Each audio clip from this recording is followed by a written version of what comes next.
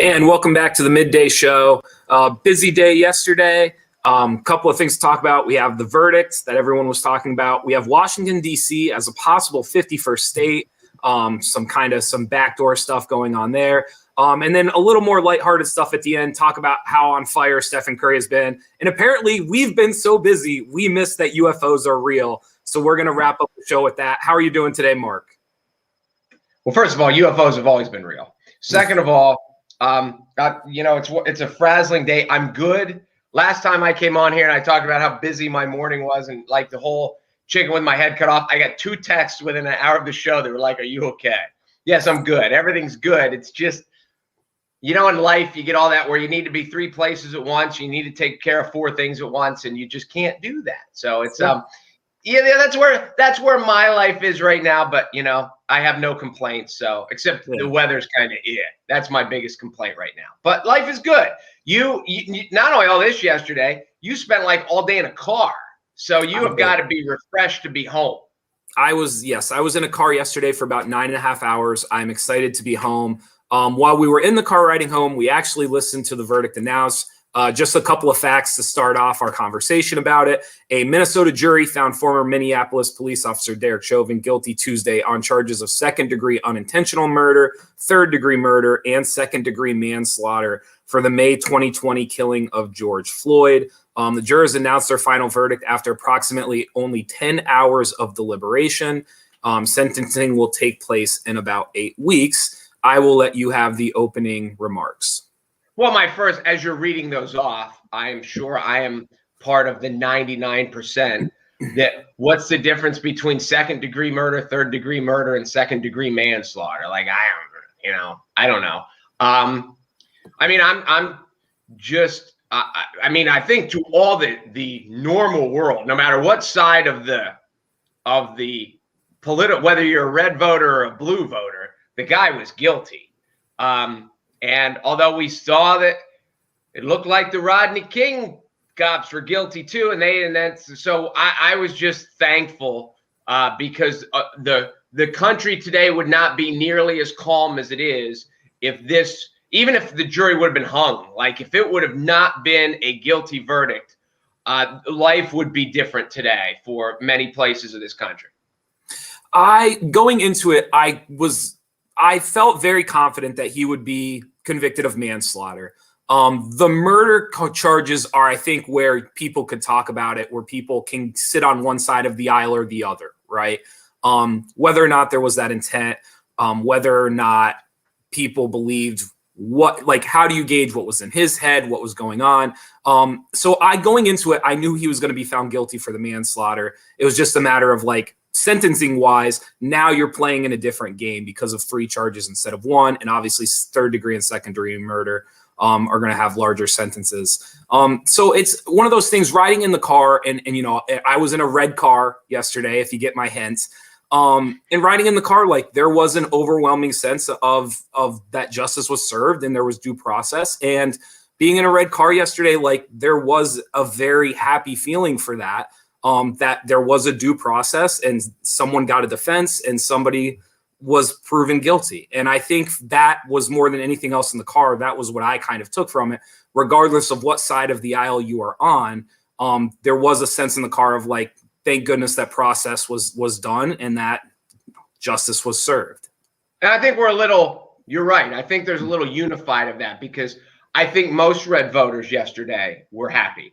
I think only the extremists that make everything political. If you're driving down the road and you choose McDonald's or Burger King, there's a political aspect.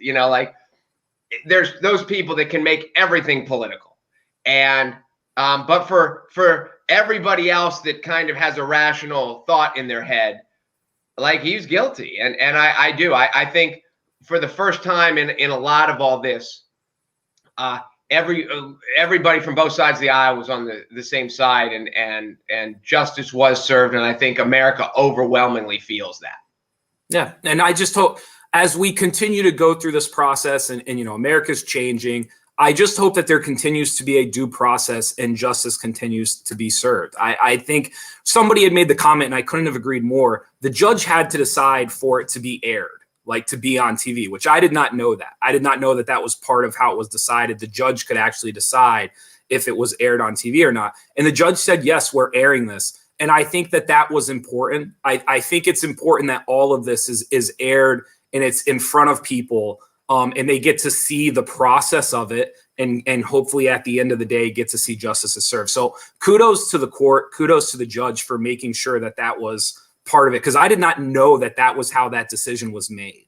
When you just said judge, the first person that jumps into my mind is Judge Ito from the O.J. Simpson trial. And how many years ago is that now? But yeah, I mean, part of the issue, one of the realities of our world is that there are so many conspiracy theorists, and if even if it is right in front of your face, people don't believe it if it's not what they want to see. But if this would have been behind closed doors, who knows where the conspiracy theories would have gone. So I think it's important in general when it's something of such a national, like O.J. Simpson's was just a Hollywood sensationalized because it was a murder with famous people.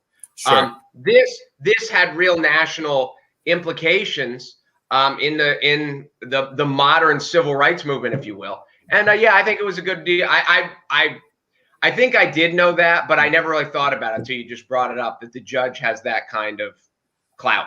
Yeah, no, I think it really mattered in this case that it was aired and for everyone to see. Because to your point, who knows what would have happened today had it not been aired, regardless of which way it went. I know that people are going to say things, but at least there was a clarity and it was in front of your face and you could watch the proceedings, and it just gave it a little bit more oomph in the reality category, I think, because you could see what was happening and you could see the process happening. I agree. This one's interesting as well. And once you kind of caught on to what was going on here, Washington, D.C., they announced this week. There's so much going on in the world that stories that would be like headline news right now just kind of like take a back seat. Washington, D.C. there's a bill right now to get it approved to be the 51st state. And President Biden came out and basically said like he backs it. But there is like a whole kind of secondary part to the story. There's more to it than just 700,000 people that don't really get to vote, because I think that they should get to vote. But there's another twist to this, and there's another side to it as well. Well, yeah, you brought it up. I didn't even know. Yeah. There's so much happening in the real world and in our own worlds that I didn't know this till an hour ago. So I pulled it up and I read one article, and then it just came to me. And my first thought was, who cares? They haven't been a state for so long. What's the big difference? And their argument is they have no congressional representation because they don't get to send. So that's the difference. Now, Washington, D.C. has more population than Wyoming. I don't know if it has more population than Rhode Island. That is Rhode Island. Wyoming is the least populated state, but it has 700,000 people. So then my immediate thought was, well, yes, those people should get a say in Congress. And then the light bulb went on, and I was like, wait a minute. It's going to be blue. There's no doubt about it. So while we have a blue president, a blue Senate, and a blue House, they're going to throw this in, and there's 2 more blue seats. So that's why it's happening now. And I mean, good or bad, the people of we get to vote on our representatives, and we get to vote on a local and a Senate representative that goes to, we have 2 of them. And the people of Washington, D.C. don't have that. And that's kind of unfair. But the reason this is done now is not because the Biden administration said, well, that's unfair. They said, we can get 2 more Senate seats, and however many, it might only be 1 House seat, but there's a couple more people in Congress, and Washington, D.C. will be blue forever and ever and ever, and they know it. We are just running out of things that are not stacked anymore. Can you name one political thing that is not stacked or is trying to be stacked by both sides? Right. And that's a good question for anyone. And we can have people think about this overnight, and they can message us tomorrow during the show. Think about anything that politics does that is not, when you peel away one layer of it, you're they're trying to protect their job and get reelected. Yeah, no. So this is I do believe that they should have representation. I do believe that they should get that. The hard part here, though, is how do you do it in a manner in which it doesn't feel like things are being stacked or swayed one way? I will say, and as somebody who's on, the red side of things, Wyoming, because I wanted to look it up because I wanted to know for sure. Wyoming has 578,000 people, and they get 2 senators. Washington, D.C. has 712,000. So that's the math behind it, because you had mentioned before that Wyoming was technically smaller than Washington, D.C. So you do have a faction of people that are larger than Wyoming that have no representation actually in the Senate. So I do think there's a problem there. It needs to be resolved. It just doesn't feel like that's what's really happening here. You know why it doesn't feel like that's what's really happening? Because it's not. Because it's not. That is correct. Let's get back. Everyone's excited. I'm excited. I hope you're excited. We're back with the wheel. It's behind me, as you can see. We're going to pick a random winner today. But before we do that, Mark's going to just fill you in on some of our sponsors. Oh, what is today? It's 21st. I think we have a day. I think like the 30th, we're doing the first loser wheel. And we're going to, is the 30th, I don't even know what day of the week that is. Maybe that, it's a Friday. I think so. The Friday the 30th, I think we're going to do the first loser wheel, and we're going to have some fun with that. So we have a day coming up here. But just go to Facebook and join the Midday Show group, and then you'll be in. Your name will be in the hopper when it gets spit out. If it gets spit, I shouldn't say when. If you say when, you're like, well, it hasn't happened yet. If it gets spit out, you want a free T-shirt, and then Jeff's going to spin the wheel, and you could win other stuff. Thank you to our wonderful sponsor, Weis Markets. There's a $25 gift card. There's a $50 gift card. There's a $100 gift card, which always comes in handy. Then we also have the break room. We have the Moon and Raven. We have Eat and Run. So we have food places. We have restaurant places. We have grocery store places, and we have a place just to go to take out your frustration. And right now, I need all of them. So I think I might just go hijack the wheel and take it myself. And today's random winner from the Midday Show Facebook group is Natasha Williams. Natasha Williams, the NCPA prize wheel winner, brought to you by Weis Markets. Oh, you said that like you knew her. You kind of got I don't think I do. But it's been so long. Like, I'm actually a little giddy to spin the wheel. So here we go for Natasha Williams.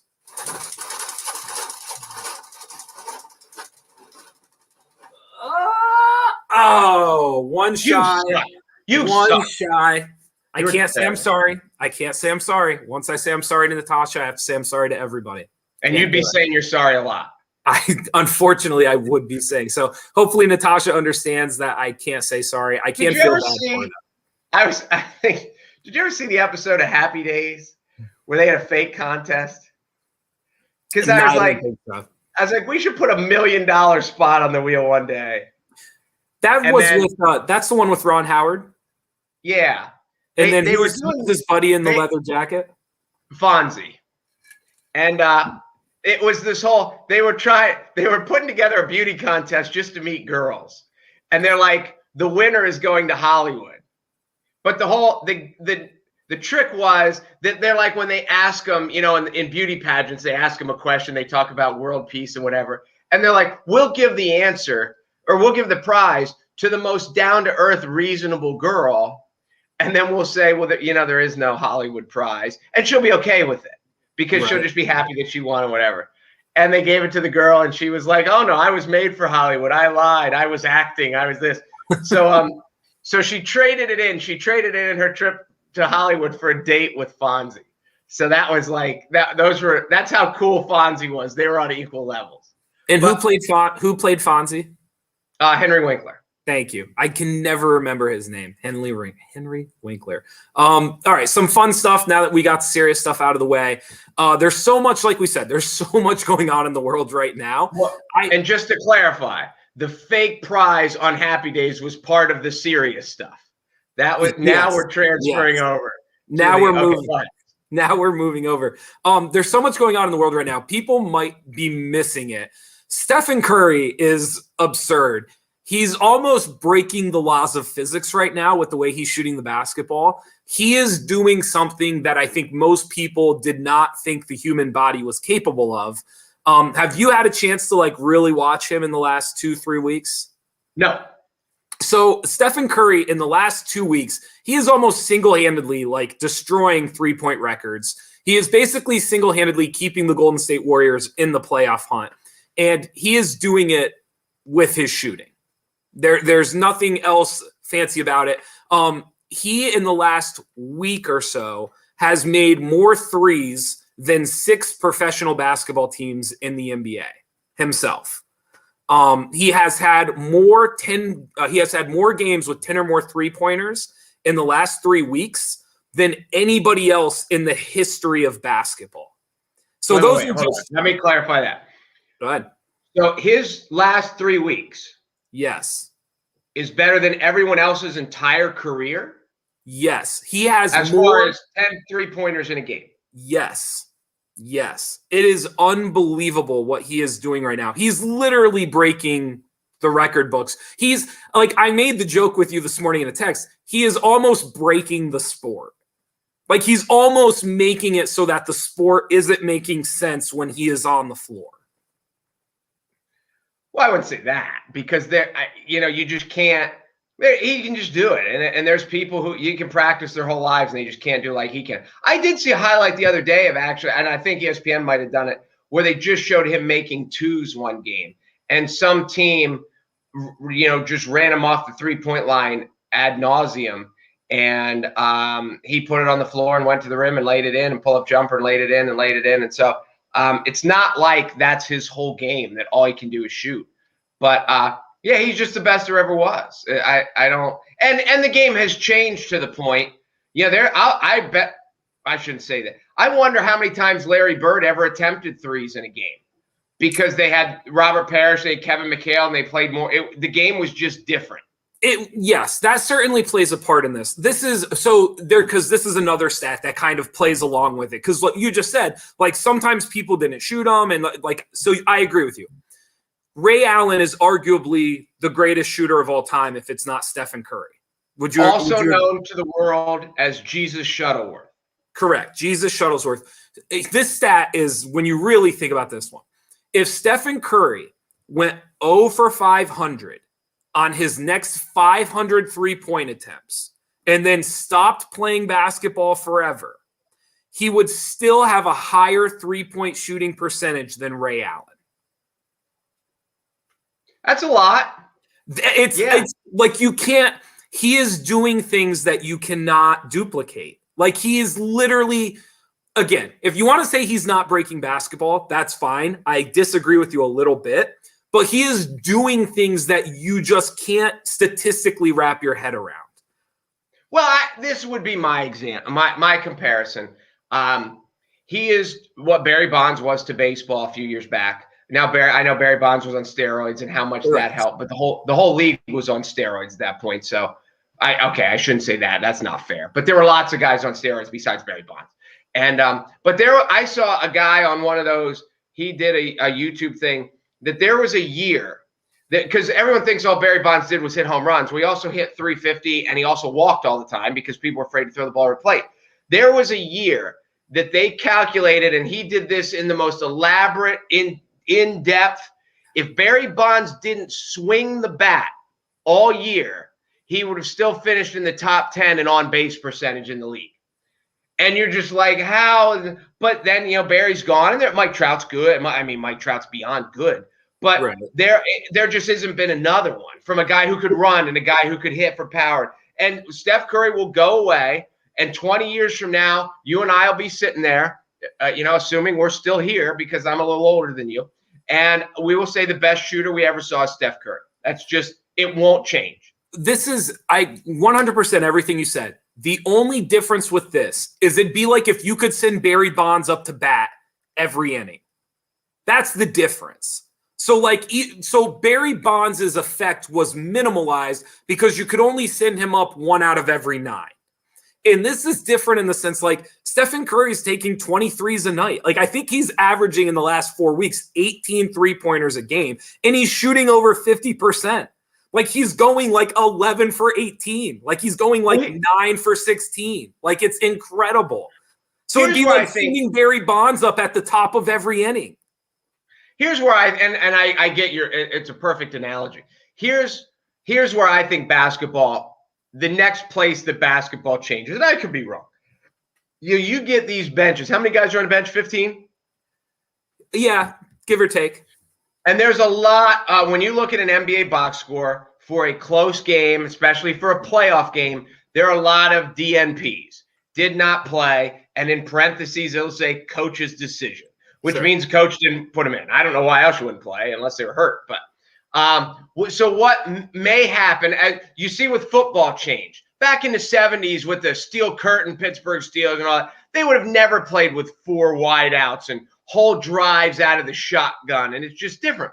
So do teams start looking at spot 11, 12, 13, 14, 15 on their roster and are just like, we need lockdown defenders, and you're going to play a 3-minute, we're going to play hockey shifts. You've got Steph Curry for the next 2 minutes, and then in 2 minutes we're going to rotate you out, and in 2 minutes we're going to rotate you out. And do we find that they use the end of their bench?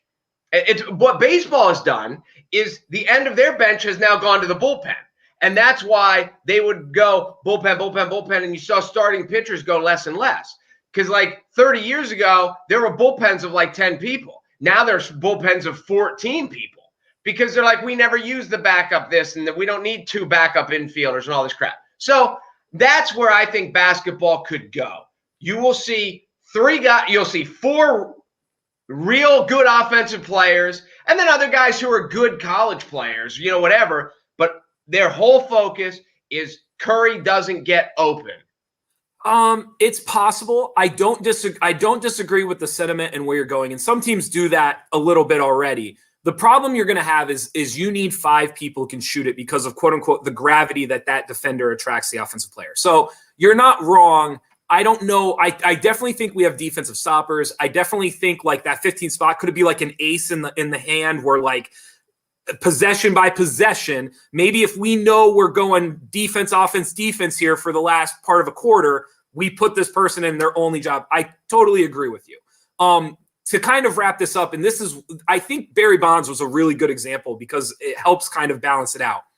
I think the difference between the Bonds experience and this experience right now, they both had these odd statistics and all these things. The difference right now is the gap, because the things that Curry's doing career-wise, when you look at a list and you look at the peers closest to him, whether it's Ray Allen or Reggie Miller, Larry Bird, whoever these people are, the gap is so astronomical. And it's just a jump compared to where Bonds is to his top peers and whoever they would have been. And so that is like, I don't know if we're really appreciating what Stephen Curry's doing right now. It is silly. It is almost a joke what he is pulling off right now. And I agree with that. Listening to the over 500 just kind of puts it in. You can't make it any more clear. I would say if you went back and looked at Bonds' numbers are, there's a gap. The other thing about this too, which when you say he's going to break basketball, it only breaks basketball if they win. And if they get in as the 7 seed and they get bounced in the first round, then it's a great story, but it's over. And it's an anomaly. And, it's Cecil Fielder hitting 50 home runs for the Tigers in 1991, but they weren't very good. And I don't think they were very good. I should think about that before I say it. Sammy Sosa with the Cup. There's great stories, but at the end of the day, the only problem would be is if they're like, well, nobody can beat Golden State. People beat Golden State a lot now. Yeah. If you're a sports fan, watch Stephen Curry for the last month of the season, because what he's doing is absurd. It's ridiculous. Did you ever see the one before we move on? I saw a YouTube one, and I don't think they got them all. He had a rack of balls. Yeah. Or I think he just had someone feeding him at the top of the key, and he made like 77 threes in a row. Yeah. So you're exactly right. And there was a more recent video. He's in the corner, and he made over 100 straight threes. And they're not like cheesy threes. Like, it's not like he's like catching it, and he's like. Yeah, he's not shooting it like a free throw. No. He's catching it and shooting it, catching it and shooting it.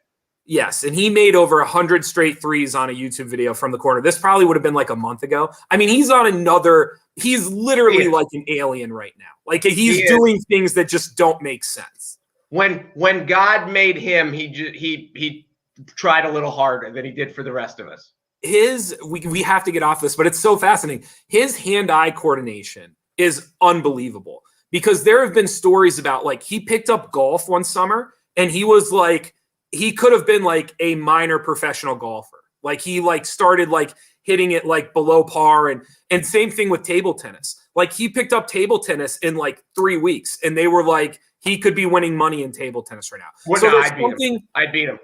I'm telling you. So there's something to do with his hand-eye coordination and the ability to replicate what he's doing that is just, it's out of this world.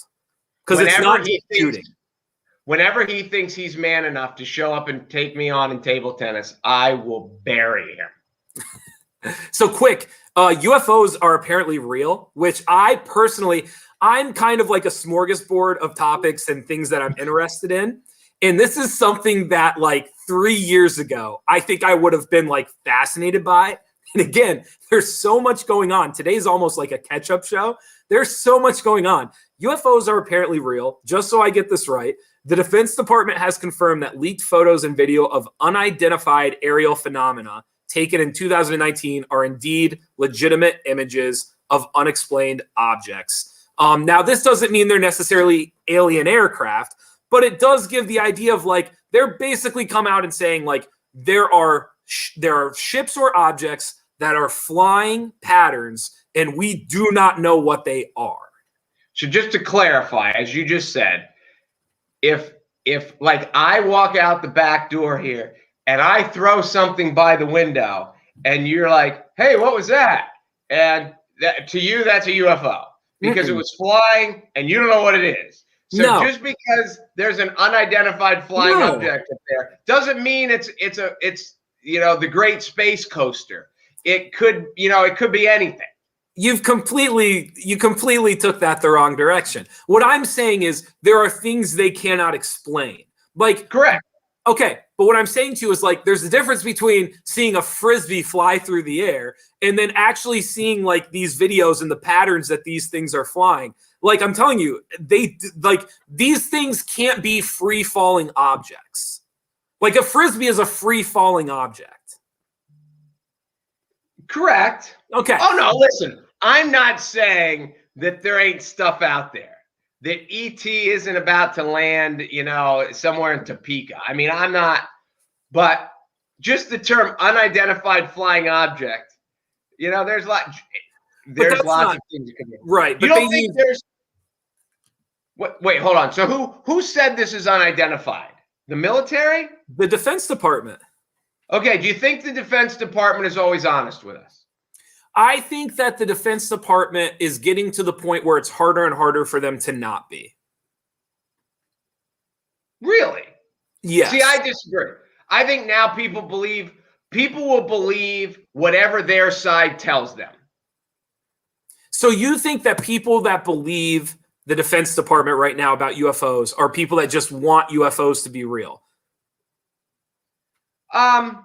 No, but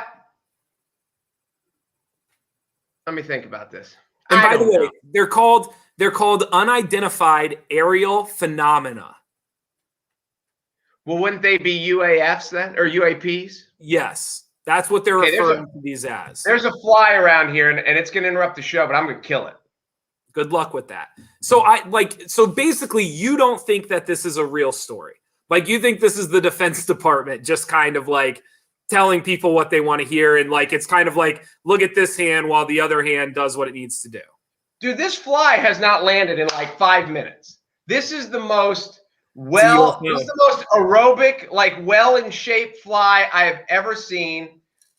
I think everyone, I don't know, that we could pull a poll and see how many people believe in UFOs. I think most people do. I think I think the vast majority of people think there's life out there somewhere. Did they penetrate our atmosphere? I don't know. Are they that much smarter than us? I don't know why they all look like lizards. But I don't know. Matt Damon got home from Mars in that movie because why couldn't we go whatever? And we sent a helicopter to Mars. So maybe people are saying, hey, it's time to, if they're looking at us, we're going to go look at them. So I think people believe in it. I don't know. I don't know what to say. But do you believe in Area 51 or whatever that thing is?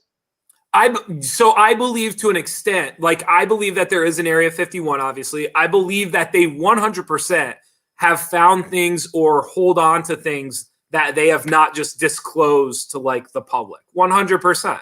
Now, Okay. do I think they're little green men? Probably not. But like, do I think they've made discoveries and they've found things that like they have kept for themselves and they 100%. I do believe that, yes. I believe that too. Yeah. But you don't think do you think there's little green women? No, I don't think there's little green men or little green women. I'm sure that there are other aspects of life. I'm sure there's other forms. It's just a matter like, I don't know if there's anything that would have been able to, like the idea of communicating with them seems absurd. Like I once listened to Neil deGrasse Tyson and he talked about like, you might be able to communicate with an ant, but you would never try because it's an ant. Like you just look at it and you're just like, oh, look at that poor little ant, whatever. Why would somebody coming from another planet not think the same thing of us? That's a valid point. So why would you ever try to communicate with it? Like that's, well, you try. It depends. It's a good example because there's some creatures we don't. I just talked to your dog 10 minutes ago. Well, maybe it's more than that. 40 minutes ago when I was feeding him because you don't feed your dog. But you did Venmo me today for lunch, and I should say that brightened my day. Jeff with a Venmo. I don't know. Is there any chance Steph Curry came here on a UFO and he's just not of this planet? If he shoots it any better than he is right now, I'm not taking it off the board because he is out of this world. Do you have his number? Like, what is his seasonal percentage? Do you know? Oh, he's like, I'm pretty sure he's over 50% right now from three, which is insane. Like that used to be, so back in like the 90s, if a center shot over 50%, that was like a check mark on their all-star ballot or like their all NBA. And this guy is shooting almost over 50% from three. And he's not doing it by shooting 6 a game. Like he's taking like almost 20 threes a game right now. That is one of the other things that when people think about it. And I remember back when Cal Ripken was playing and he was in his streak, and one of the interviews that really hit home to me was they talked about they said, wouldn't it help you if you took some days off? Don't you think you'd be rested? Your batting average would be better, all these things. He goes, yeah, my batting average would be better because I would rest on the days against the really hard pitchers. But he goes, that doesn't help the team because if I can only hit 200 off Roger Clemens, what's the backup going to hit? 100? So it's not helping the team. So Steph Curry's not cherry picking his threes and like, I'm only making the ones where I'm wide open and no one's near me. So he's actually doing this in a year where he has less help than he's ever had. Yes, absolutely. And that kind of, there's pros and cons to that, but it is fascinating. Like I said before, I think 20 years from now, we will say he's the best shooter we ever saw. I think he's it, and we will, they waited for a Babe Ruth for how many years? And then, we've waited for from Jack Nicklaus to Tiger Woods, and then they'll wait for another one. And I think 20 years from now, we'll be waiting for a guy that shoots it as well as Steph Curry. And maybe I'm wrong. Maybe they'll be that good, but I think he's the best. Do you think 20 years from now, like, we'll actually have like a UFO? Like there will be like a real, like there will be a spaceship and we will have it and it will be like, here it is. Oh, I think there'll be a UFO that comes and takes us for rides, and there'll be who's the Tesla guy? Elon Musk. Hey, Elon Musk will have a partnership with some foreign unit, and they'll use some form of Dogecoin, and we will do trips. And the poor people like us will go to Ocean City, Maryland for the weekend, and the rich people will go to the outer rim of the Milky Way and maybe beyond. If it's Doge, I'm in the Milky Way. I don't know where you are. You are. I'm at Ocean City. Thank you guys for watching the Midday Show. Thank you to Weis Markets for being our title sponsor. Congratulations to Natasha Williams for getting drawn today. And we have the loser wheel coming up. We got some new stuff coming up. John Mackey will be back next week, and we will be back tomorrow. Yes, we will. We should make the person that wins. We should grill them with questions like John Mack. We should make them earn their T-shirt. That's possible. We should look into that. We can do whatever you want to do. I'm Jeff Everett. He's Mark Messina. Thanks for watching the Midday Show, brought to you by Weis Markets. And thank you to NorthcentralPa.com. Go there for all your local news. We'll see you next week. Or no, we'll see you tomorrow. What was I thinking? We'll see you tomorrow. Like, yeah, tomorrow. Yeah, get off that UFO.